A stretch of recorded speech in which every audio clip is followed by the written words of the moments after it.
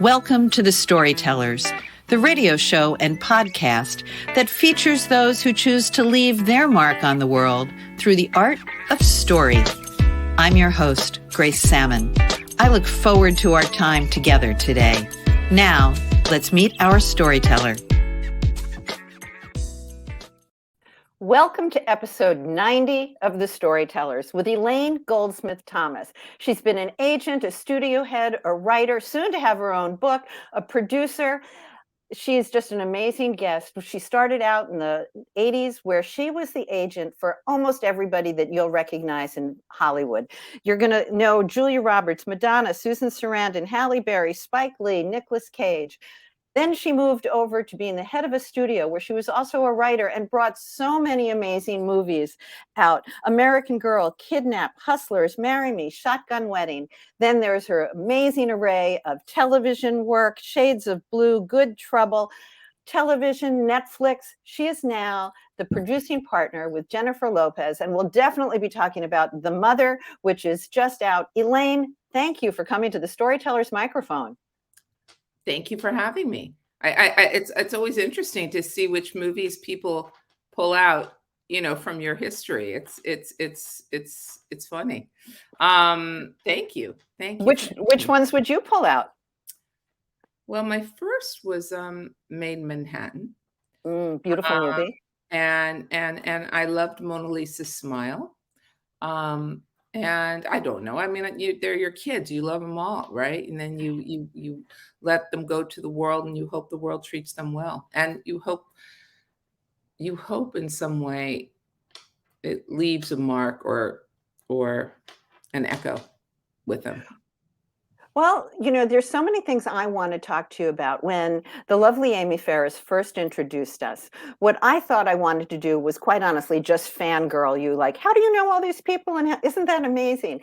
But as I dug into your work, what I really began to realize more and more about you, and you can tell me if I'm right, but you are very much about leaving your mark on the world.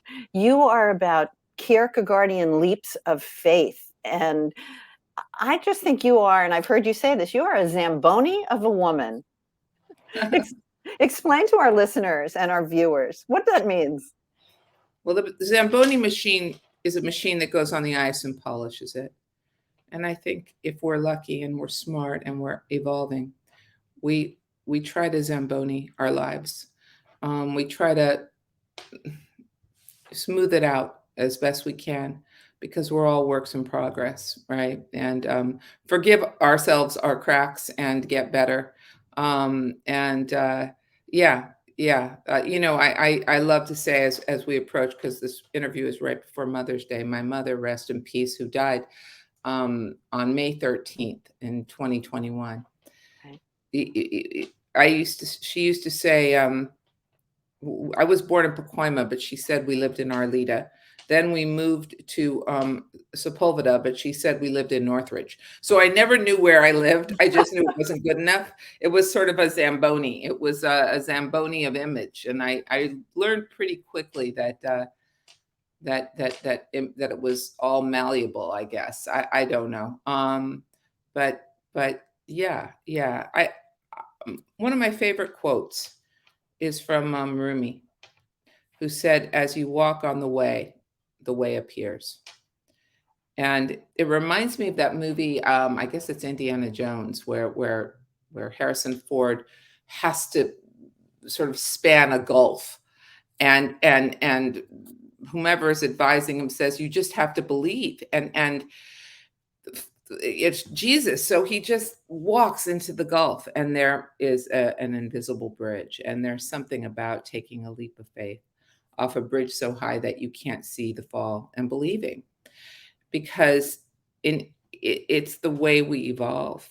And I kind of use that as a blueprint, I guess. I mean, I don't know if it was a planned blueprint, but it was, it's scary sometimes to make change. And it's scary sometimes when you don't know where you're going. But the truth is, none of us really do. And you mentioned your mom, and I read in all of my preparation that she's been gone just a few years. And this is we're taping on Mother's Day weekend. We are in the middle of a writer's strike. And Yeah. you are a force, as your mom was a force, but you are a force among women in Hollywood. You truly are. You know, not everybody might know your name the way they know Jennifer Lopez or Julia Roberts, but you are Hardly. you are a force among women in Hollywood. Can you talk about that, particularly in terms of the writing aspects of it? Well, one of my mentors, Sue Menger, said my career wasn't planned; it just happened. And one thing I've learned from Jennifer Lopez is that it was a line I put in a script that I wrote for her, that the only thing stopping you is you. You know, here's a woman who was a dancer and wanted to be an actor, and then was an actor and wanted to be a singer, and then was a singer and wanted to be a brand. And in each case was judged rather harshly for thinking she could do more, for having the audacity to put her ambition forward. And it's not that she didn't care. It's not that it didn't hurt her what people said. It's that it didn't stop her. Oh, It wonderful. didn't stop her. And I watched it, and we did this documentary called Halftime a year or so ago on Jen. And as we were digging through, I realized it was the impetus that I needed. It didn't stop her because, you know, when I was an agent, I think I've always been a storyteller. I think I've always been a writer. I just didn't have the courage to say I was a writer. I was too afraid I'd fail. And I was too driven to succeed as an agent. I had started as a secretary, and I studied the rats in the maze to see how you got the cheese, and I really liked it. I really understood that I was good at it. I understood that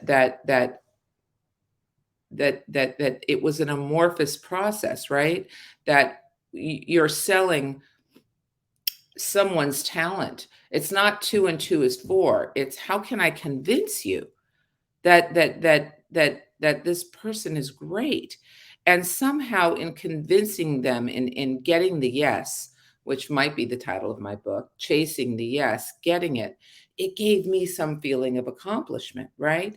And so Hollywood, I realized, was a land where people put their fingers in their mouths to see which way the wind is blowing, and I knew how to blow the wind.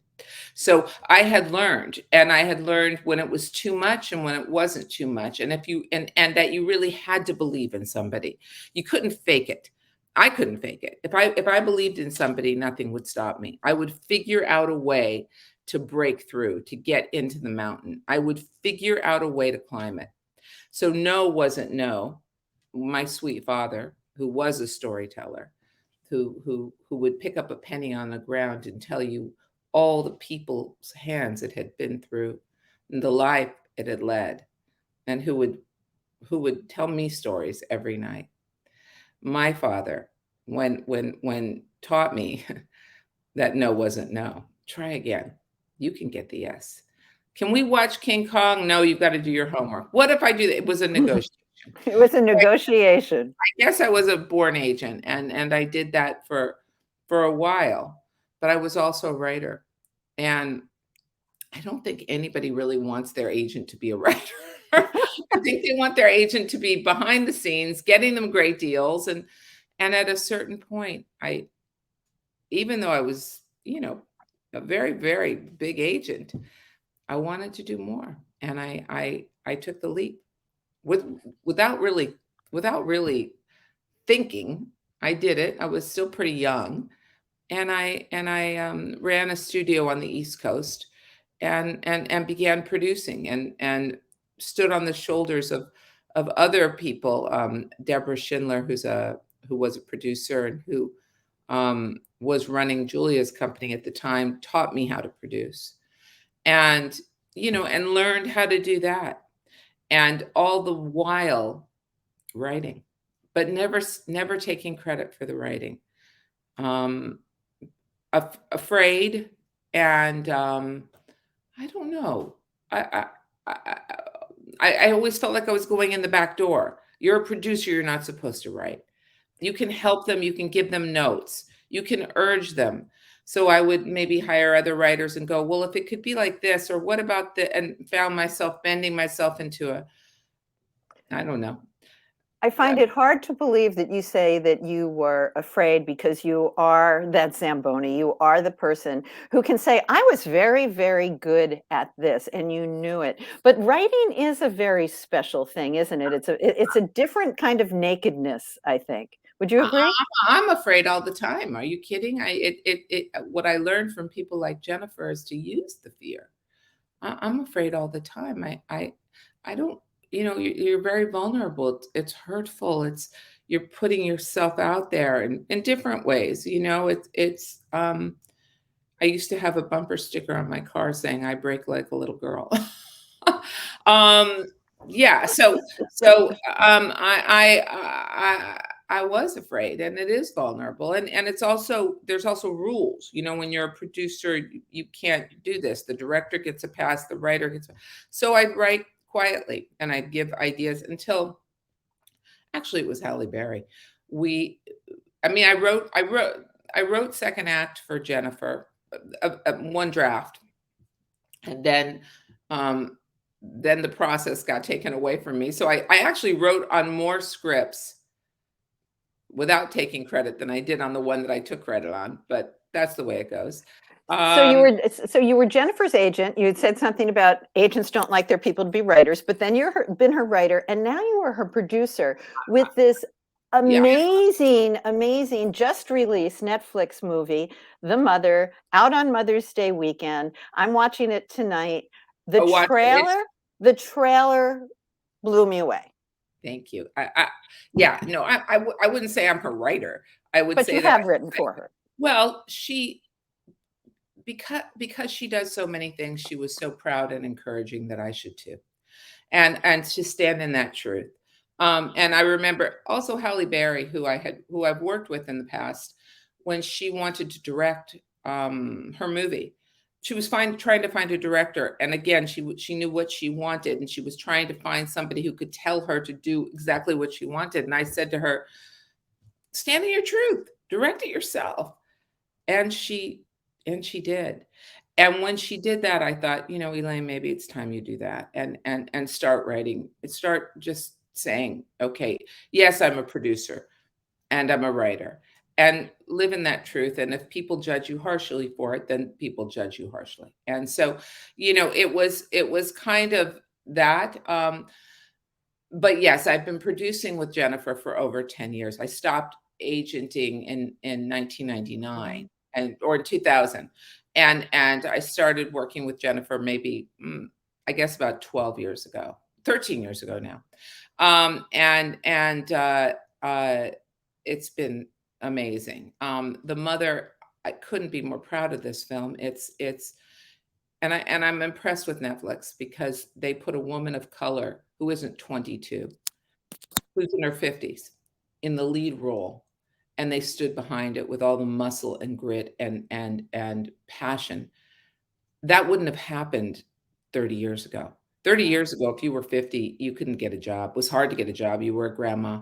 You were a supporting role. You saw women retired. Not anymore.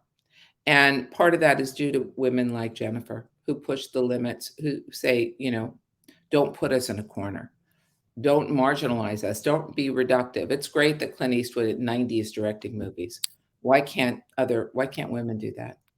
So she and I and our company, New Eurekan Productions, try to put women forward. Our next film is directed by a woman, and it will be our fourth film directed by a female. And we try to hire in all the roles as many women as we can, as much diversity as we can, because they have been so overlooked. People of color and gender. And so we try to look a little closer in those categories. The Mother is about a woman who is an assassin who doesn't really know how to mother, but she knows how to survive. And when her child is taken, she has to teach her how to survive. It is a powerful script. and we shot it all over the world, and it is the #1 film globally, all over the world. It truly, if everybody just watches the trailer, they will be blown away. Is there anything, and I don't want this to make this about Jennifer Lopez at all, but is there anything the woman cannot do? I Maybe don't she can't cook, I don't know. I don't know that she looks at it that way. I think that when you ask a child who's 16, what do you want to do with your life? Or 18, they're going to college. What's your major? What do you want to do with your life? And expect them to be that person for the rest of their lives. Shame on us, right? Yes, yes. And I think that whatever it is you want to do, and I'm speaking to you, Grace, you can do it. The only thing stopping you is you. Take off the corset in your mind and go, okay, I've always wanted to blank. For me, it's coming full circle and becoming and standing in my truth that I'm a writer. I'm a writer who produces. I'm a writer who is still a good agent because you never stop agenting. Okay. But I'm a storyteller, and I come from a line of storytellers, and I'm proud of it. And look, you may not like my story, but it's mine. Tell us about the book that you're writing. I don't have a title, so we will definitely revisit that when I do. It's about, look, it's certainly not a memoir, but it's about a group of women who had to fight the boys club in the 80s at the William Morris Agency. So it's based on people I knew. It's based on people I'd heard about. And then I turned left. I did, it's fictional, but there's people that people will recognize. And it's these crazy stories from the 80s of how women had to, what we had to do to get ahead. And by the way, it's not a feminist manifesto by any means. I mean, some of these women become the monsters who train them. So it's salacious. It's, but it is about that, and I'm excited for that. I also wrote a script with Richard LaGravenese, who's a brilliant writer, called Backwards in Heels, which is we sold to Amazon, and that's about 5 women at the Barbizon Hotel in the 1940s. And everything they had to do backwards in heels to carve out their lives. It seems that we have a similar theme for women through the years, because we have to keep convincing them, convincing people, right, that we count, we matter. Do you have a favorite aspect of your work? Writer, producer, agent, which you still do? No, I mean, I love what I do, and I'm so blessed that I get the opportunity to do it. And I love meeting new people. I love looking forward, but I don't mind looking back. I like the lessons. I like the evolution. I hope in some way with a Zamboni, I'm getting better. I hope. I think that's the gift of getting a little bit older. We don't know where tomorrow is going to lead us. We don't necessarily need to plan that out, but we know that it can be exciting, and if we lean into our talents and gifts. And well, I think it removes the fear of who cares? Do it. If you want to do it, do it. And yeah, I mean, I wish I would have, if I could visit my younger self, I would hold myself and say, everything's going to be okay. And also maybe work out a little bit. That's the thing with writing, you really have to. I see that my trainer just texted me going, don't forget to get on the treadmill. But yeah, it's all good. And I guess if I visited my younger self, I'd say everything's going to be okay. And I think that's a beautiful place to leave our interview. I hate to leave our interview. I hope you'll come back for a second visit to the Storytellers. Oh, I will. When my book is ready and I know what the title of my book is, we're going to be talking about that. I can't wait. Elaine, thank you for being on The Storytellers. This has been a copyrighted episode of The Storytellers by Grace Salmon and Authors on the Air Global Radio Network. Thank you so much for being with us today. Thank you. That concludes this episode of The Storytellers. I'm so glad you could be part of the story today. I hope you share the stories, tell your own, and come back for another episode. Because when our stories are told, everything changes. I'm Grace Salmon.